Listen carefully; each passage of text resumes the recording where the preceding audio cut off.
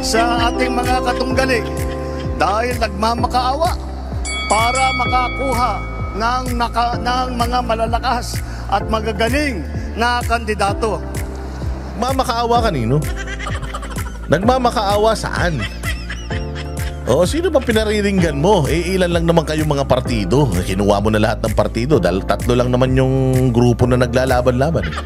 Partido ng mga makakaliwa, sa'yo din naman yan. Yung partido ninyo at saka yung partido nila Duterte, which is yung PDP. Hindi naman talaga maliit lang ang PDP at saka wala naman talagang budget ang PDP. Mantakin mo, walang budget ang PDP pero ang dami nilang guest candidate. Alam mo kung bakit? Bakit may mga guest candidate sila? Pwede naman yung mga guest candidate nila magpunta sa inyo eh. Do you remember, inalok mo si Ben Tulfo na maging guest candidate nyo pero tinanggihan ka niya? Alam mo ba't ka tinanggihan ni Tulfo? Kasi basura ka. Kaya tinanggihan ka ni Ben Tulfo. Ikaw ang mahilig sa malalakas. Kapag malakas, may pangalan ang hilig mong kunin. Ben Tulfo, tinanggihan ka. Tama, hindi? O umamin ka. Nilapitan mo si Ben Tulfo 2 beses, pinatawag mo pa sa Malacanang. O ano sabi ni Ben Tulfo sa'yo? Ayaw kong tumakbo sa'yo. Ano bang mahirap intindihin doon? O hindi ba? O kaya ayan, o kita mo. O doon sa PDP, kung titingnan mo mga bossing, yung mga tao doon, talagang ito pangmasa talaga ito. Mahihina ang pangalan, maybe. Pero ito yung may paninindigan. Hirap na hirap daw. Nagmamakaawa daw. Sino na naman? Saan mo na naman nakuha yung istorya mo na yan? Napaka-fake news mo talaga. Oo, ikaw talaga ang hari ng fake news sa Pilipinas. Alam mo, BBM, dapat talaga pinapatawag ka sa TRICOM eh. Oo, sa dami ng kasinungalingang sinasabi mo at sinabi mo na mga pronouncements mo, dapat talaga ikaw yung unang gisahin dun sa TRICOM. Di tulad ng iba, karampot lang ang kandidato. Dito po, buo kami. Hindi lamang buo sa numero, ngunit buo ang loob para ipaglaban ang kapakanan ng bawat Pilipino at ang buong Pilipinas. Ha? Ipaglaban ang kapakanan ng bawat Pilipino at buong Pilipinas? Putang ina, ba't kayo lang yung mayaman? Ba't kayo lang may pera? Bakit 3 taong ka na dyan, bongbong, wala ka naman napatunayan? Mahirap pa rin ang mga Pilipino. Wala naman tayong infrastruktura, walang mga ospital, walang mga highway, putang ina, puro ayuda. Ano yan? Iboboto namin yung mga ulul na yan para may panibago na namang ayuda? Anak ng tinapay ka talaga, bongbong. Wala kang kupas. So sige, diretso.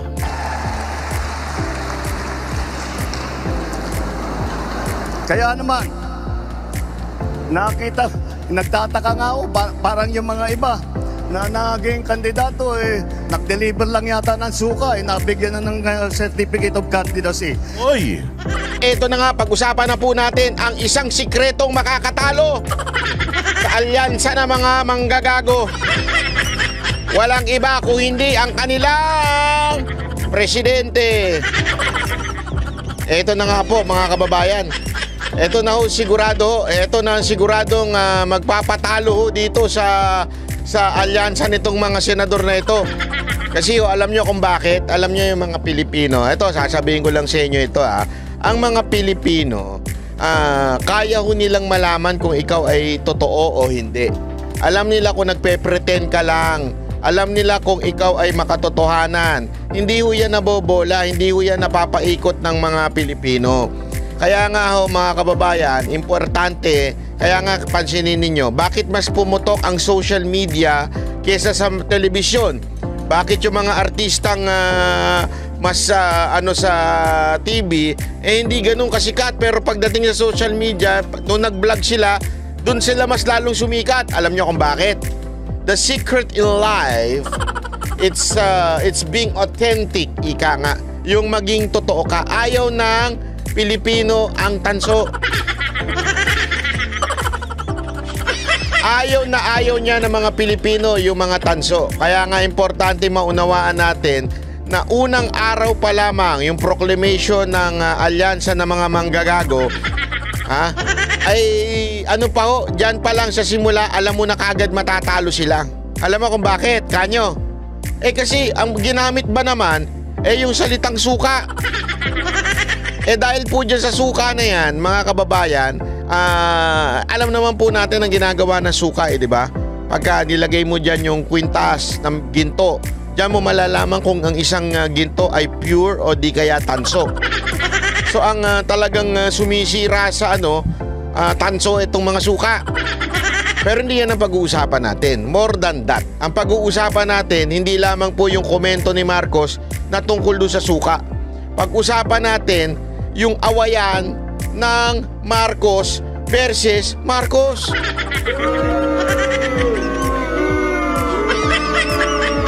Bakit ba? Anong ibig mo sabihin, Banat Bay? Marcos versus Marcos. Hindi ho, alam mo ba, kababayan, na para lang dinawin natin, wala hong ibang kalaban si Marcos kung hindi ho yung sarili niya. Hindi ho kalaban ni Marcos sa mga Duterte. Hindi, mali ho kayo dyan. Ang kalaban niya mismo yung kanyang sarili. Paano ko nasabi? O, panoorin nyo ito, ha? Wala kayong maririnig na masamang balita tungkol dito sa ating mga kandidato. Wala sa kanila ang nagsisip-sip po sa China. What? 1 minute later. Bilateral agreement with China, we must continue to engage China. Anong ibang mga solusyon? Sasabihin natin, yung United States, pumasok uli kayo dito sa Pilipinas, kayo mag-defend sa atin. Hindi na pwede yun. Bro, what? Kita mo na? Pati itong basketball player na ito na hindi, totoo. Yan, halimbawa ho niyan. Diba? Inconsistent, ika nga. So, Marcos versus Marcos ang labanan. Diba? Marcos versus Marcos eh. Sabi niya, wala dito sa mga kandidato na to ang sumisip-sip sa China. Pero nung siya'y nagsisimula palaang, yan ang kanyang tono. So dahil sa nilalabanan niya sarili niya, matatalo sila. Okay, tuloy pa natin ha. Tuloy pa natin itong si What you talking about, man? Na pumapalak, yung iba pumapalak pa. Na tuwan-tuwa. Alam mo, hindi ko maintindihan sinasabi mo. Ang gulo mo, nababasahin mo na, hindi mo mabasa na maayos. Alam mo, doon sa sukatan, doon sa SMNI, alam mo, ako naunawaan ko na mahirap magbasa. Lalo na pag malayo, kasi malayo yung camera, malayo yung teleprompter. Pero pambihira, dyan na lang, nasa tabi mo na, hindi mo pa mabasa. What's wrong, Mr. President? Ano po ba yan? Sobrang liit po ba yan sulat na nakalagay dyan? Sino man ang sumulat yan, laki-laki yan yung sulat, di mabasa ng presidente, baka bagong gising lang to. Dahil may hangover pa. Diba, madalas mag-party yan eh. May hangover pa sa kakatrabaho, kayo naman. Gago! Napupuyat siya sa kakatrabaho, kaya tuloy may hangover pa, kulang pa sa tulog. Gago! Baka puyat, di ba? Hindi natin alam, baka puyat. Ay, hindi niya mabasa naman. Ang gulo eh, ang gulo talaga. Sa totoo lang, pag nagsalita to, dinaig pa nito yung sabog. Di ba? Wala akong sinasabing sabog siya. Ang sinasabi ko, dinaig niya pa yung mga sabog. Nakakausap na ba kayo ng sabog? Yung magulong kausap, yung... Sabog ka ba? Parang mas magulo pa to sa sabog eh. Hindi ko sinasabing sabog siya, sinasabi ko lang, mas magulo pa siyang kausap sa sabog. Na pumapalak, yung iba pumapalak pa. Na Ano pumapalak pa? tuwan-tuwa. Na Pumapalakpak, tuwan-tuwa. pagka binobomba po ng tubig ang ating mga Coast Guard, kapag hinaharang ang ating mangingisda at ninanakaw sa kanila ang kanilang huli. Ano? What? What? Ano na naman yan? Si Boss Dada. Ito dati si Boss Dada to. Nung hindi pa siya nakakalonok ng pakwan at saka ng baboy, ganito itsura ni Boss Dada dati. 1 minute later. Simula nung umupo si BBM, Anong nangyari? totoo lang, naging kami, baga lagi na lang kaming sinisita ng mga barko, baga tinatabihan kami. Nung nakaupo pa si Tatay Digong, buhay kami, malaya kami nakakapangisda sa Scalboro. Kita nyo na? Yan yung mga hindi pinapakita ng media eh. Alam mo naman yung mga bayarang media, yung mga puta na media, yung mga puta di iho na media, hindi pinapakita yan. Yung mga pokpok na media, hindi pinapakita yan. Yan ang matunay na mangingisda, di ba? Sinasabi, nung panahon ni Duterte, nakakangisda kami. Pero ngayon, hindi na. Tapos sasabihin ni Marcos na kesyo, ngayon daw parang mas okay ang mga mangingisda. Yun po ang totoo. Hoy! Anak ng wewe, ba't lumabas to? Si Red Horse. Wala sa kanila ang may bahid ng dugo dahil sa tukhan. Ha? What? What? Wala daw dugo, wala daw baybahin ng dugo dahil sa tokhang. Naku po, ano kaya ang, sino kaya ang kukontra sa kanya? 1 minute later. Enrile would give a qualified admission that human rights abuses were committed, not just against those who sought to oust President Marcos, but against opposition leaders and even journalists. So you're acknowledging that there were human rights violations and there were killings There's during no martial law? question that there were. Tawa-tawa tuloy si Pacquiao. Hindi, alam mo, sa totoo lang ito ang problema kay Marcos Minsan kasi, dahil siguro bagong gising dahil puyat Puyat siguro Hindi, may hangover siya mga kababae. Linawin natin, when I say hangover, wala akong ibig sabihin iba. Hangover, kakatrabaho. Masyadong puyat si Marcos sa kakatrabaho. Trabaho ng trabaho yan. Puyat. Siguro kaya ganyan yan, hindi niya nababasa yung script niya. Kasi parang alam mo nung panahon ng nangangampanya si Marcos yung 2022, hindi naman po siya ganyan. Hindi nga siya nagsasalita, hindi nga siya nagpapaliwanag Ewan ko ba ngayon bakit tila nagbago siya ng imahe. Biglang bumabanat na siya ngayon. Di ba? Hindi ko alam. Nanonood ka ba ng Banat Bay? Ba't bumabanat ka?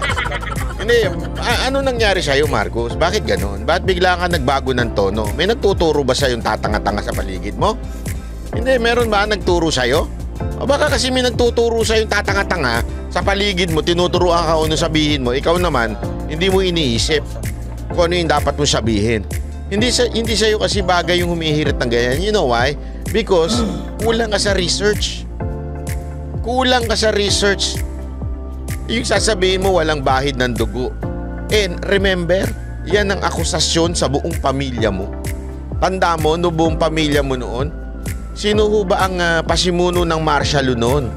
Sino po ba ang mismong si Enrile inamin na there were abuse on the time of your father. Si Enrile nakatabi mo.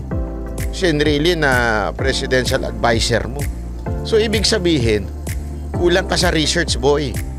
Ibig sabihin, kulang ka. Huwag ka nang humirit dahil mapapaya ka lang. Hindi mo alam yung sinasabi mo. Yun naman nagbibigay ng script mo. Pambihira naman kayo. Mag-research naman kayo. No wonder, nako, ayoko na lang magsalita. No wonder, ang gulo-gulo nyo dyan sa Malacanang. May balita ako, gulo-gulo nyo daw dyan Yung communication nyo, gulo-gulo Bakit? Kanya-kanyang bida-bida daw dyan Kanya-kanyang epal daw dyan Diba? Kanya-kanya. Ang pinapahamak nyo ngayon, yung presidente. Yung presidente, wala namang alam talaga yan. Yung presidente na yan, ang alam lang niya magbasa. Sunuran lang yan doon sa pinsan niya, sa asawa niya. O paano mangyayari yan? Kaya nga mga kababayan, di ba, yung una ko palang salbo sa inyo, sinasabi ko na, si Marcos ang magpapatalo sa kandidato niya. Oh, swear. Si Marcos ang magpapatalo sa kandidato niya. Maniwala kayo sa akin. Pag hindi tumigil yung kakadaldal, matatalo talaga yung mga kandidato niya. Alam mo, dami ko nga may mga kilala ko dyan, di ko nasasabihin pero nandidiri na sa nangyayari. Gusto na umiwas gusto na umiwas. Di ko na lang papangalanan pero meron akong kakilala dyan. Gusto na umuiwas sa campaign kung saan nandun si Marcos Yung iba ka, umiwas na Di ko na lang sasabihin kung sino pero ganyan po, ganyan na po nangyayari dyan sa sa campaign na yan. Kaya masisira ho talaga. O hindi pa tapos yan, meron pa. Makakala nyo tapos na kagad yan, meron pa. Ito. At masasabi ko, nabanggit na po natin ng Yolanda. Alam niyo po, yan ang record po ni Senator Tolentino sa MMDA. Nung nasa Leyte kami, nasa Tacloban kami, walang dumadating po na tulong. Ang unang dumating na tulong ay galing kay Senator Tolentino ng MMDA. Unang dumating na tulong ay galing kay Senator Tolentino. Ako po, patay tayo dyan. Eto, patunay na naman na hindi marunong mag-research to si Marcos. Napuyat na naman siguro siya. Puyat ka ba, sir? Hindi ka ba talaga marunong mag-research? O daldal ka lang ng daldal? O kung sino-sino. Kasi yung barkada mo kasi. Hindi, ako nagtatanong lang ako, sir. Sir, may tanong ako. Yung barkada mo ba sabog? Bakit? Banat ba? Eh kasi parang yung mga napapagkwentuhan nyo, kwentuhan ng mga sabog eh. Kaya ako, di naman ako naniniwala na... Hindi, personal. Di ako naniniwala na sabog ka. Maayos ka naman magsalita dyan. Di ako naniniwala.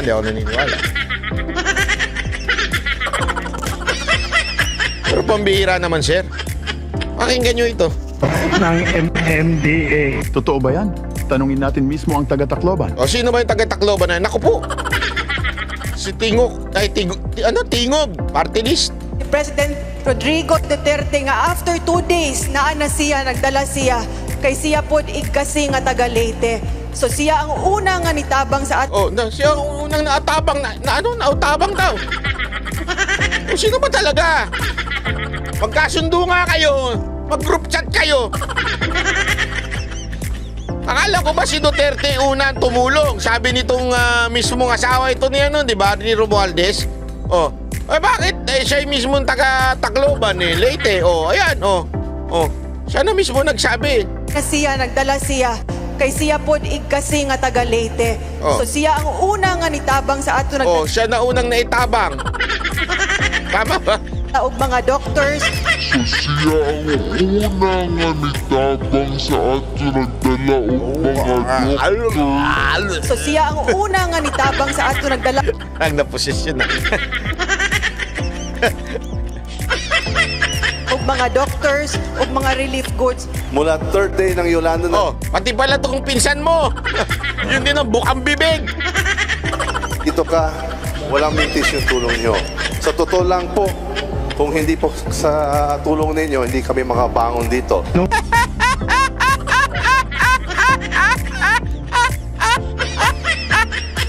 Tawa-tawa talaga itong magpinsan na to. Pinuri niya pa si Bongo nun. Kung hindi dahil sa inyo, talaga ang unang tumulong. Kaya kayo. Kaya baniwala kayo sa hindi? Kayo ba sangayon sa sinasabi ko? Sangayon po ba kayo na magpapatalo dito sa mga senador ni Marcos walang iba kung hindi si Marcos? Sangayon ba kayo dyan? O ba syempre, sabi ng iba. Yeah? Nasa Leyte kami, nasa Tacloban kami, walang dumadating po na tulong. Si President Rodrigo Duterte nga after 2 days naa na siya, nagdala siya kay siya pod igkasi nga taga Leyte. So siya ang unang nga nitabang sa ato nagdala og mga doctors. Nako po, patay tayo dyan. Buti ka na yun na tong-tong-tong-tong, pakitong-kitong, alimango, sa dagat, ang tanga, itapon. Buti ka ako makapiright dun, ha? Anyway, ayun mga kababayan, kaya sinasabi ko sa inyo paulit-ulit.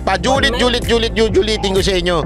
Kaya nga sana, natin yan, ipanalangin natin na laging umattend ng rally si Marcos sa kanyang alyansa ng mga manggagago. Sa kanyang mga senador. Pagpatuloy lang na siya ay umattend, naku, sigurado ako, ang lalabas dyan, 12-0. Favoring PDP. Panira ng yung una, tungkol doon sa tawag dito, doon sa suka. Pangalawa, mga inconsistency niya. Oh, grabe talaga yung inconsistency niya. Matapobre ka na. Suka kasi talagang matapobre datingan mo doon. Yung inconsistency mo, ibig sabihin sinungaling ka, 'di ba? O ano pa? Yung hindi mo alam yung data, ibig sabihin wala kang alam. Ba't ka namin boboto? Ba't namin boboto yung kandidato mo pala? Ha? Matapobre na kayo. Matapobre kayo. Ha? Inconsistent kayo, ibig sabihin mga sinungaling kayo. Oh. Tapos pangatlo, yung kayo ay walang alam. Bakit? Di kayo nagre-research eh. So bakit pa namin iboboto ng taong bayan yung senador mo, Mr. Marcos? Aba, may ibig lamang sabihin yan, Mr. Marcos. Ha? Ibig lamang sabihin yan na ikaw talaga ang magiging dahilan kung bakit matatalo yung mga kandidato mo. Kung ako sa'yo, ituloy-tuloy mo lang yan, di ba? Gago! Mangampanya ka na mangampanya nang mahirapan si Andrew eh. Gago! Hindi, ako nananawagan ako sa'yo, Andrew eh. Idol kita. Alam mo yan, sinabi ko sa'yo ng personal yan. Idol na idol kita. Sa tingin ko, walang tatalo pagdating sa performance at talino, wais, strategic, everything about sa'yo, Andrew eh. Pero maawa ka sarili mo, ito'y kalulubog mo. Maniwala ka sa akin, lulubog ka dahil dito. Kasi lulubog na yung yung ganyang klaseng mga politiko, yung mga trapo, lulubog na yan eh. Sasama ka dyan. Maniwala ka sa akin, Andrew eh. Sana take my it's not worth it, yung budget na binibigay siya. Siyempre may budget siya, mga kababayan. Huwag naman natin sabihin na bayaran siya, ha. Normal lang po na may budget siya kasi po siya po ay artist. Siya po ay siya po ay entertainer. So binabayaran lang siya. I understand na may mga entertainer na binabayaran na para mangampanya. Pero kung ako sa iyo, Andrew, masisira ka dyan. Promise. Sira ka na nga ngayon dahil sa nangyayaring kita mo, wala na sumisigaw sa iyo. Ang dami ninyo yan, ha?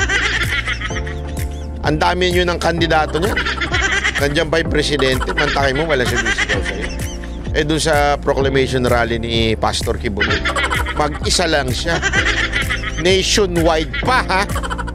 Tapos lahat sila ganun ka passionate sa pangangampanya kay Pastor.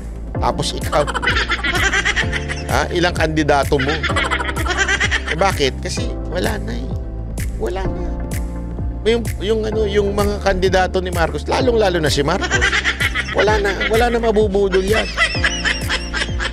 Mga kababayan, kung kayo magpapabudol pa uli, ewan ko na lang, ganito na lang kasi mga kababayan eh. Yung mga nanonood sa akin dito, ha? Kayo, hindi kayo maka-Duterte, hindi kayo eto na lang. Kung sa tingin ninyo talagang nagmura ang bilihin, umayos ang buhay ninyo, gumanda ang society natin, yung peace and order umayos, tumahimik, naging peaceful ngayon. Ako na magsasabi sa inyo, tulad ng sinabi ni Pangulong Duterte, iboto ninyo ang lahat ng senador ni Marcos. Pero, kung kayo ngayon ay mas naghirap, kayo ngayon ay mas nagutom, kayo ngayon ay mas takot dahil alam nyo may krimen na nanggaganap sa ating bayan, bakit nyo pa iboboto si Marcos at saka, yung kanyang kandidato? O ibig sabihin, nabudol kayo noon nung binoto nyo si Marcos. Budol na budol kayo. Bakit? Tingnan nyo kalagayan ninyo ngayon. Kalagayan ng bawat isa sa atin. Nabudol na kayo noon. Maniniwala uli kayo sa kanya ngayon? Iboboto nyo pa yung mga kandidato niya. Ano tawag sa inyo? Huwag nyo araw-arawin ng pagkabudol. Delicate yan. Nadadala yan minsan sa pag-ibig pag nangyari yan. Baka mabudol kayo ng mga jowa at asawa ninyo. Hindi nyo na namamalayan kasi tatanga-tanga na kayo. Mantakin mo na, budol na nga kayo sa pagboto kay Marcos. Papabudol pa kayo ngayon? May tawag na sa inyo. Bahala po kayo. Kayo na, kayo na po ang bahalang umusga. Basta Ang akin lang dito, lagi nyo lang tatandaan, doon tayo sa totoo, di ba? Doon lamang po tayo. Straight PDP, tapos dagdagan nyo na lang. O, isama nyo na, para sa akin ha. Isama nyo na. Ako, ang choice ko, Ben Tulfo ko. Kasama ko yan sa akin ha. Kayo, kung gusto niyo iba isama nyo, walang problema. Pero sa akin yun, isasama ko. Si Busita, sasama ko yan. Hindi to mga pro Duterte, pero may mga nakita ko may nagawa. So, sasama ko din yan, di ba? So, yung iba sa inyo, bahala na kayo. Kanya-kanya ho yan, ha? Basta pinaliwanag ko na sa inyo. Okay? Maraming salamat po. Ako po si Banat. Bye!